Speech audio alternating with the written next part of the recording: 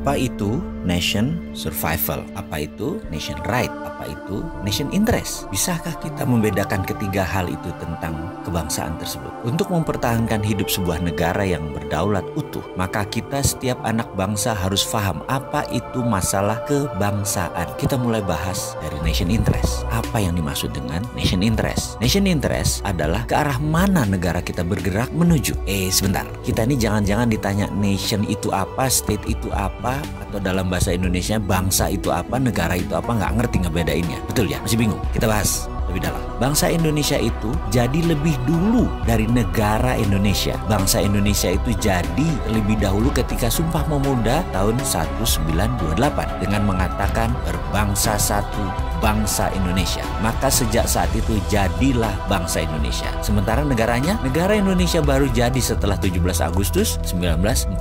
Baru ada yang namanya NKRI. Baru ada negara atau state. Bangsa atau nation itu ada haknya, ada right-nya. Dan ini yang harus ditegakkan. Bagaimana menegakkan nation interest? Dalam jangka panjang, kita ini harus memiliki sistem bernegara yang kuat. Kita ini harus memiliki sifat bangsa yang penuh dengan kompetensi. Salah satu pentingnya bernegara adalah kita memahami prinsip bernegara. Yang membedakan negara Indonesia dengan Singapura, yang membedakan Indonesia dengan Cina, yang membedakan Indonesia dengan Amerika adalah prinsip bernegara masing-masing. Ada value yang ditanam di setiap negara. Ada prinsip yang dianut di setiap negara. Misalnya Bill of Rights-nya Amerika, Liberté, Égalité, dan Fraternité-nya Perancis. Cina dengan BRI-nya, Belt Road Initiative. Indonesia dengan Five Principle atau Pancasilanya. Kita sekarang melihat negara yang sulit dikontrol karena populasinya 1,5 miliar manusia, yaitu bangsa Cina. Bagaimana bangsa Cina ini supaya mempunyai negara yang tetap utuh? Bukan main-main mengelola bangsa Cina ini.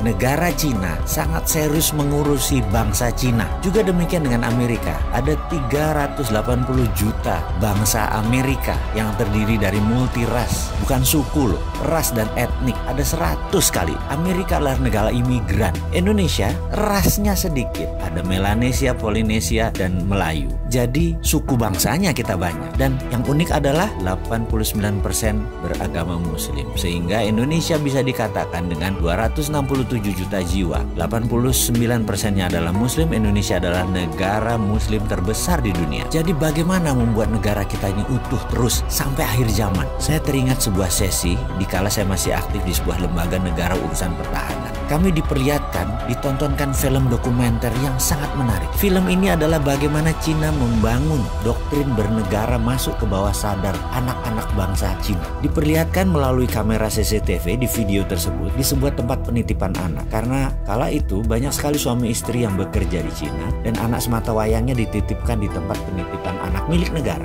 Anak itu usianya berkisar 3-5 tahunan. Ketika mereka sehabis makan siang, mereka pun tidur siang secara bersama-sama. Kira-kira jam 1-an kira-kira. Dan baru terlelap 15 menit lalu disetel lagu kebangsaan Cina. Ajaib, anak-anak itu bangun berdiri tegak sikap sempurna. Walaupun matanya tertutup, badannya doyong-doyong. Sampai lagu tersebut berakhir kira-kira 1,5 menitan. Lalu mereka melanjutkan tidur lagi. Dan ini bagi saya luar biasa sekali. Lalu ada di sesi lain. Mereka kan tinggal di rumah susun, yang apartemen itu. Dimana di sore hari banyak anak-anak lagi main basket, main bola, main tai chi, dan beragam aktivitas sore. Pada pagi dan siangnya, di tiang-tiang itu dipasang speaker toa banyak oleh sebuah tim. Ketika puncak kegiatan mereka kira-kira jam 5 sore, kembali diperdengarkan lagu kebangsaan Cina. Apa yang dilakukan? Anak-anak tadi yang lagi lari, lagi bergerak, tahu-tahu anak-anak itu semuanya diam, berdiri dengan sikap sempurna ketika lagu kebangsaan Cina tadi diperdengarkan. Mereka diam sampai lagu tersebut habis, selesai dinyanyikan. Dan mereka hanya diam saja di posisi masing-masing. Kalau lagi ke timur, yang hadap timur, lagi barat, yang hadap ke barat gitu ya. Dan ketika lagu selesai, mereka berhamburan kembali beraktivitas. Jadi apa yang kita bisa ambil dari pelajaran bernegara Cina kali ini? Ada baiknya ke depan